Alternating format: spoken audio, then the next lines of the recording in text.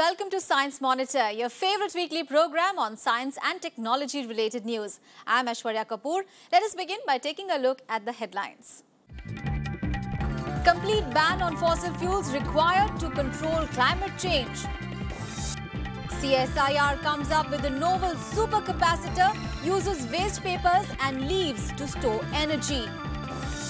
New vaccine developed against dengue fever. Air pollution adversely affects the productivity of crops. Delhi University Professor Dr. Biju discovers 7 new species of frogs in the Western Ghats and Sri Lanka. And in today's In Focus, we will discuss about diabetes, its causes and cure.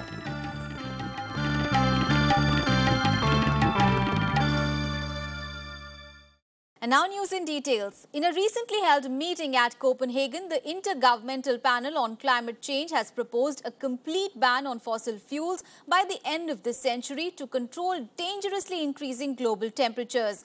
The panel has also stressed on controlling the expulsion of greenhouse gases. We present you a report. Rapidly deteriorating environment and climate change is today a huge concern worldwide, with serious scientific, social and economic dimension. In order to discuss the concerns pertaining to climate change, a meeting of climate experts was recently organized at Copenhagen. During the meeting, UN's Intergovernmental Panel on Climate Change, IPCC, released its most recent report, according to which a complete ban on fossil fuels by the end of this century is required to control dangerously increasing global temperatures. The report, with inputs from thousands of scientists and agreed after negotiations by the world's governments, also states that global poverty can only be reduced by stopping global warming. The report points out that those carbon emissions, mainly from burning coal, oil and gas, are currently rising to record levels and needs immediate and effective control. The report sheds light on the effects of global warming and indicates that increased heat waves and extreme rainstorms causing floods due to climate changes, increased risks of war, and poverty, besides effects on health, are some of the serious consequences of global warming. According to the report, the period from 1983 to 2012, it says, was likely the warmest 30-year period of the last 1400 years, and warns that without determined action on carbon cutting, temperatures will increase over the coming decades and could be almost 5 degrees Celsius above pre-industrial levels by the end of the century. In this context, IPCC suggests that we slowly cut down the use of fossils by 2020 and then eventually completely phase out fossil fuels later this century. Experts in the report have proposed a rise in investment in low-carbon electricity and energy efficiency, along with technologies like carbon capture and storage to solve the problem. They say that most of the world's electricity can and must be produced from low-carbon sources by 2050, failing which the world may face extensively serious and irreversible damages. The new IPCC report, which postulates these findings, builds on previous reports on the science, impacts and solutions for climate change. The report concludes that global warming is an obvious phenomenon clearly caused by human actions, and that its many effects will last for hundreds to thousands of years, even if the planet's rising temperature is halted.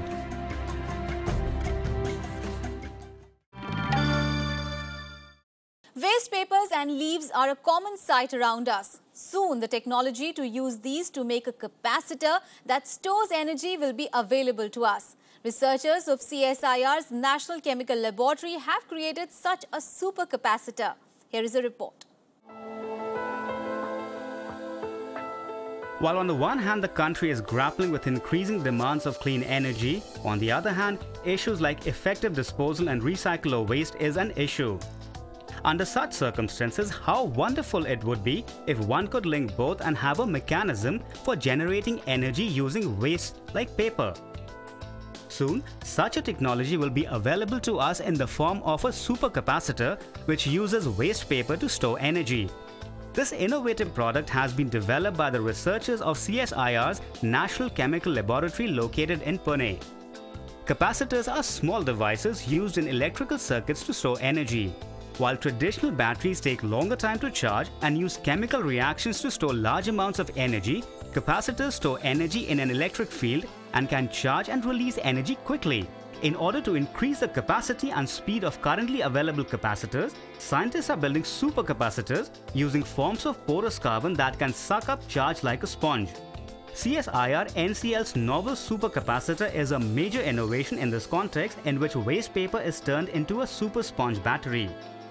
The product has been developed by Dr. Satish Chandra Ogale of NCL and his team. Here we are trying to develop energy storage devices, particularly the supercapacitor, which can store a substantial amount of energy density, and it is also able to deliver power at a very high rate. We are trying to use various waste sources such as sugarcane bagasse, waste paper, or even dead leaves to make a high performance carbon material for this application. The researchers cut waste paper into small strips and put them through a series of heating and cooling processes, including mixing the strips with sulfuric acid at 180 degrees Celsius and carbonizing them at 800 degrees Celsius. After going through the processes, the waste paper becomes a form of carbon with microscopic structures that gives it a massive surface area for holding charge, more than 2300 square meters per gram. The team then used this carbon and an electrolyte gel to create a supercapacitor.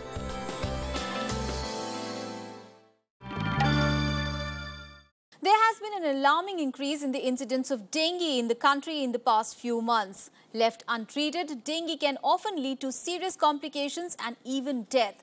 Now, Sanofi, a French pharma company, has announced that it has successfully developed world's first vaccine for dengue fever.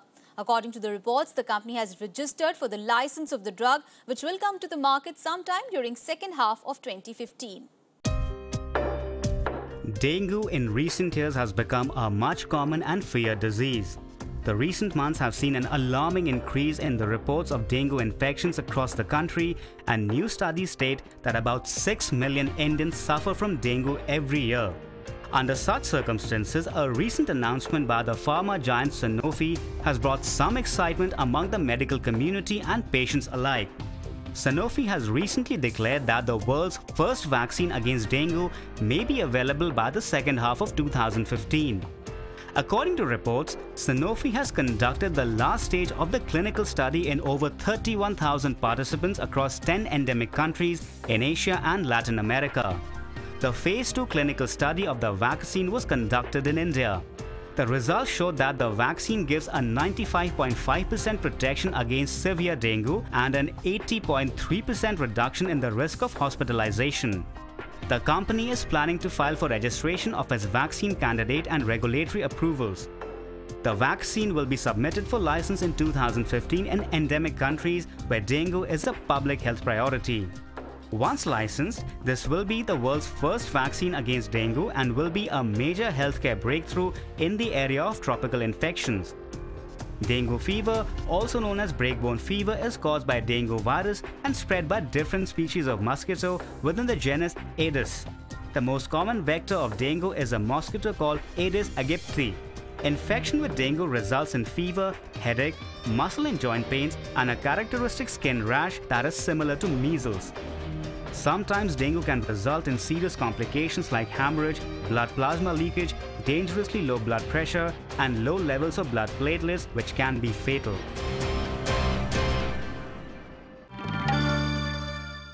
Air pollution not only adversely affects human health but has huge impacts on productivity of crops as well. Now, this has been reported in a recent study by a team of American scientists who state that air pollution has been adversely affecting the productivity of wheat and other crops in India. This mechanism was evident in India's crop productivity during 2010. Air pollution is known to have serious consequences on the health of humans and animals alike. Now, an alarming new study reveals that agricultural productivity is also negatively impacted by air pollution. This has been discovered through the study conducted by a team of researchers under Dr. Jennifer Burney of the University of California and Dr. V. Ramanathan of the Scripps Institution of Oceanography. According to the crop and pollutant emissions model developed by the researchers, yields of crops in India in 2010 were up to 36% lower for wheat than they otherwise would have been in the absence of climate and pollutant emissions trends. They note that some densely populated states have experienced 50% relative yield losses. The researchers attribute the fall in yields to air pollution caused by fine particles like soot as well as ozone, which is generated by the action of sunlight on certain pollutants. According to the results, in Uttar Pradesh and Uttarakhand, wheat yields were about half of what they otherwise could have been, with air pollution responsible for over 2/3 of the drop. Wheat yields in Rajasthan, Madhya Pradesh, Chhattisgarh, Bihar and Jharkhand too had been greatly reduced by air pollutants. However, there was little or no impact for either a changing climate or pollution on wheat yields in Punjab or Haryana, although their rice yields had been affected.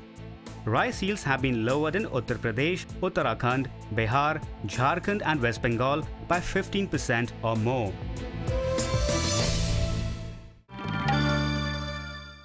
An Indian-origin scientist in Germany, along with his team, have made a breakthrough discovery in the field of heart and lung diseases. The team has discovered the causes of pulmonary hypertension, a knowledge which in future will help provide effective cure. More in this report. Heart and lung disorder are the leading causes of death globally.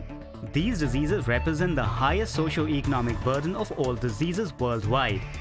These disorders have multiple dimensions which are still unclear and which poses serious treatment challenges, especially in developing nations like India.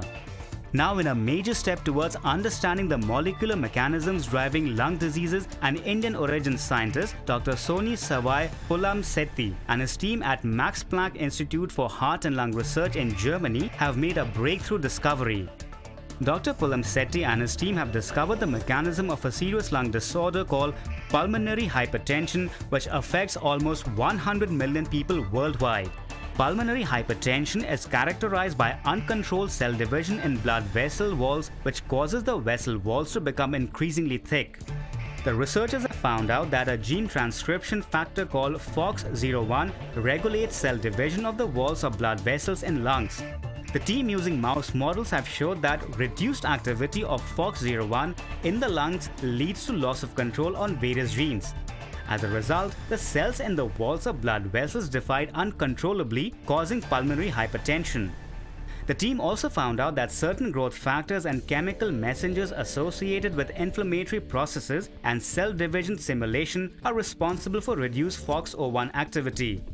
During pulmonary hypertension, the reduced diameter of the vessels leads to poor circulation of blood. The right ventricle of heart tries to compensate this by increasing its pumping action. This, in turn, increases the blood pressure in the pulmonary arteries.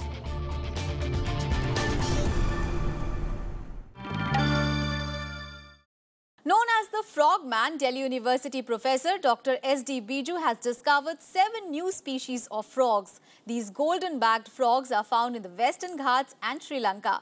Let us see more about this interesting discovery. In an interesting new discovery in the context of world's biodiversity, the Frogman of India, Delhi University professor Dr. S.D. Biju and his team have discovered 7 new species of golden-backed frogs. These frogs scientifically belong to the genus called Hylarana, has been discovered in the Western Ghats, Sri Lanka global biodiversity hotspot. The discovery throws light on the differences between the frog species found in India and Sri Lanka and dispels the common perception that the golden-backed frogs found in India and Sri Lanka belong to the same species. Professor Biju and his team used DNA techniques and morphological evidence to identify species and understand the frog's distribution. The survey, which lasted for 10 years, led to the identification of 14 distinct golden-backed frogs with 7 new species, including one called Hylarana serendipi from Sri Lanka. Of the 6 new species from the Western Ghats, 4 are found in Kerala and 1 each in Karnataka and Maharashtra. While most of the frog species are found in forest areas, it is interesting to note that one of the new species called Hylarana urbis, discovered by Professor Biju and his team, was found in urban areas in and around Cochin in Kerala. The results of the survey have been published in the latest issue of the international journal Contributions to Zoology. With this discovery, Professor Biju has become one among the top 3 discoverers of vertebrates of this century. The study also indicates that frogs in the region are under threat due to habitat destruction, and there is an urgent need to reassess the conservation status of the amphibians and work out conservation strategies.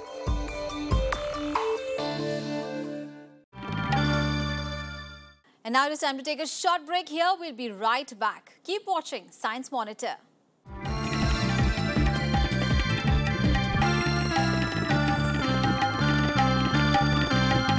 While on one hand, India is on the road of rapid socio-economic development, and on the other hand, recent years have seen a worrying increase in the case of serious health-related concerns, diabetes being one such issue. The number of diabetic patients in India is constantly rising. According to a recent report, 80% of world's diabetic patients are from India. Now, this has led to India being referred to as the diabetic capital of the world. So what are the reasons behind increasing incidence of diabetes in the country, and how do we face this challenge? Well, this would be the topic of our discussion in Focus segment.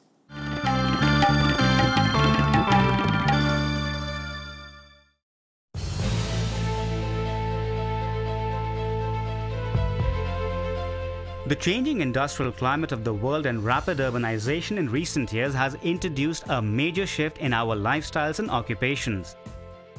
It has been observed that the changing lifestyle patterns are conspicuously impacting our dietary habits and health. In this context, diabetes in the last few years has emerged as a non-communicable epidemic posing serious threats to human health and longevity. While WHO statistics suggest that 347 million people worldwide have diabetes, a recent report states that 80% of the diabetic population belongs to India. This has led to India being referred to as the diabetes capital of the world. Diabetes is predicted to become the 7th leading cause of death in the world by the year 2030. Dealing with diabetes requires awareness regarding the disease and adoption of strict precautions. In order to address the concerns regarding diabetes, November 14th every year is celebrated as World Diabetes Day globally. World Diabetes Day was first created in 1991 by the International Diabetes Federation and the World Health Organization. This year's focal theme for World Diabetes Day is Healthy Living and Diabetes. Diabetes is a metabolic disease in which the blood sugar level raises and does not produce insulin in the body, or the insulin production is inadequate. And the experience the patients feel like polyuria. Polyuria is frequent urination, polydyspepsia, excessive thirst, hungry. These are the causes of diabetes.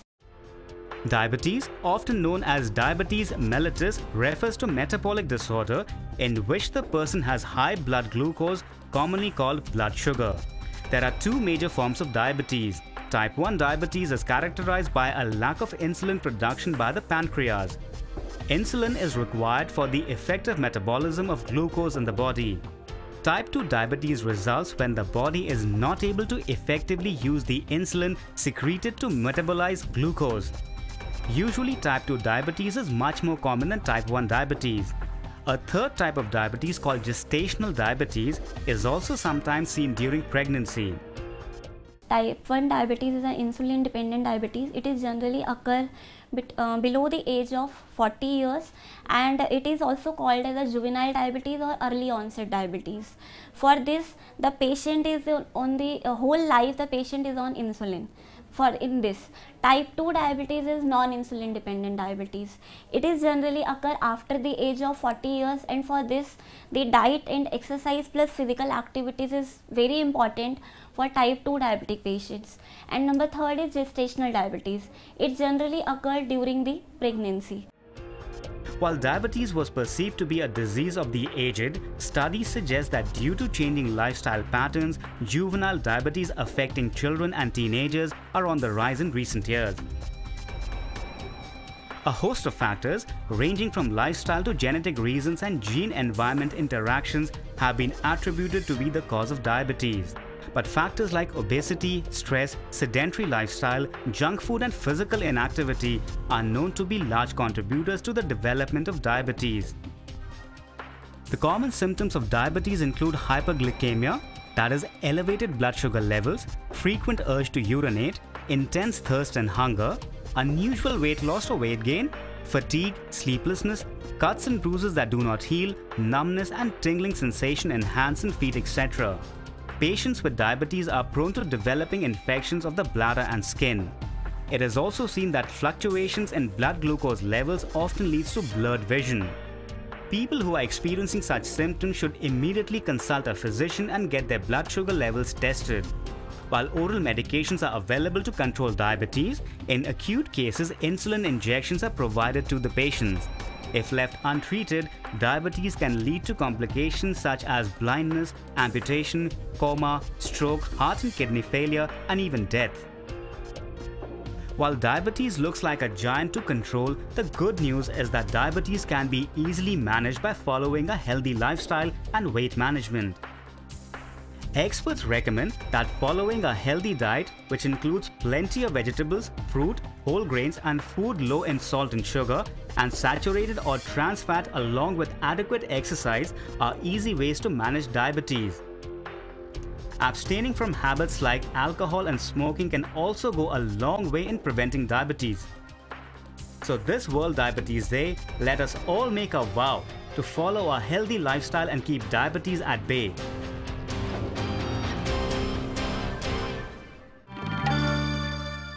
And what are the contributions of science to this week's history? We shall learn in our next segment from the pages of history.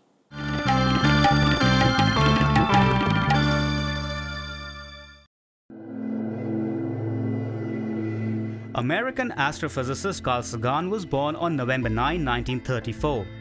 A professor of astronomy, Sagan is known for his television series known as Cosmos, a personal voyage to popularize astrophysics among the masses.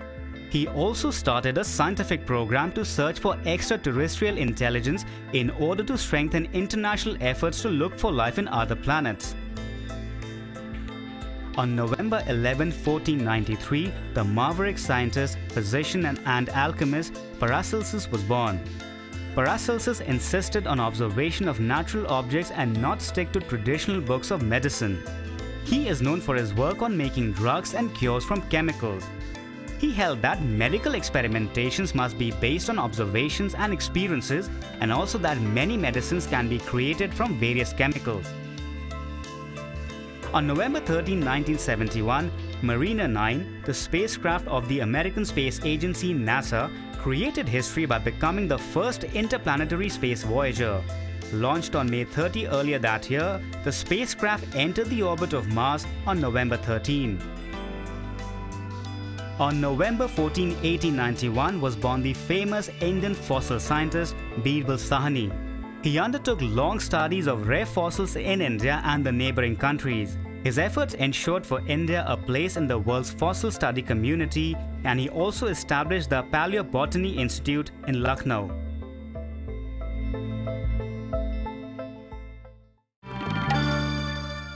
Let us now have a look at some important science and technology activities happening in India and abroad in our next segment, Science Express.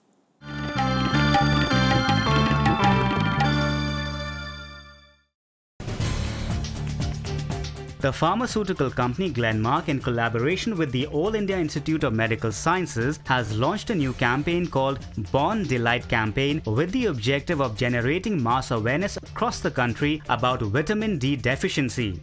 According to the current statistics, over 80% people in India are vitamin D deficient, which makes them vulnerable to diseases like diabetes, cardiovascular diseases and cancer.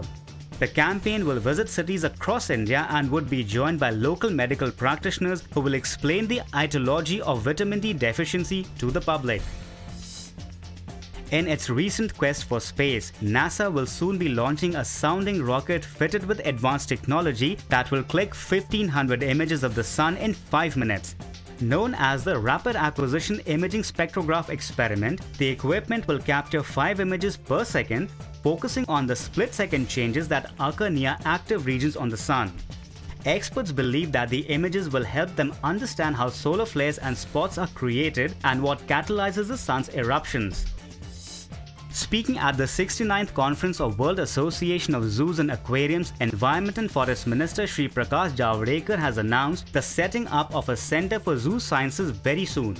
Centre of Zoo Sciences, which is to be instituted on the lines of a university, will be aimed at research and education on wildlife. The focus will be on research on inbreeding of endangered species to protect biodiversity. Iraq Barucha, the pioneer of environment education in India, has been selected for the prestigious Earth Hero given by the Royal Bank of Scotland. Mr. Barucha, who is currently the director of Bharatiya Vidyapeeth deemed University in Pune, is actively involved in environment conservation and education. The winners of other awards announced by RBS for their outstanding contributions include Indian Forest Service Officer Sujoy Banerjee, Green Warriors, Nagaland's Pangati Village Council and Assam's Gautam Narayan Save the Species Award, Tamil Nadu's Kenneth Anderson Nature Society Cannes Earth Guardian, West Bengal's Padmaja Naidu Himalayan Zoological Park Special Mention, and wildlife photographer Dheertiman Mukherjee Inspire Award. The Prime Minister's Council on Climate Change, which will coordinate the National Action Plan for Assessment, Adaptation and Mitigation of Climate Change, has been recently constituted. The 18-member council retains R.K. Pachauri, chairperson of the Intergovernmental Panel on Climate Change, Chandrasekhar Das Gupta, Distinguished Fellow, TERI, and Nitin Desai, economist.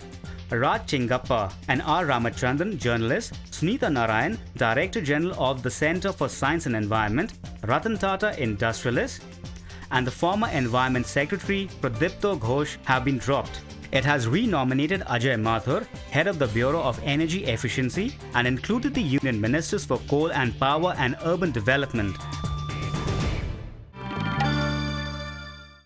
And that is all for this episode of Science Monitor. Do tell us, how do you like our program? You can send your feedback and suggestions. Our email ID is news@vigyanprasar.gov.in. You can also write into us at Vigyan Prasar, C24, Qutub Institutional Area, New Delhi 110016. That is all for today. We'll be back with fresh news stories on science and technology again next week. Till then, bye-bye, take care and stay tuned to Rajya Sabha TV.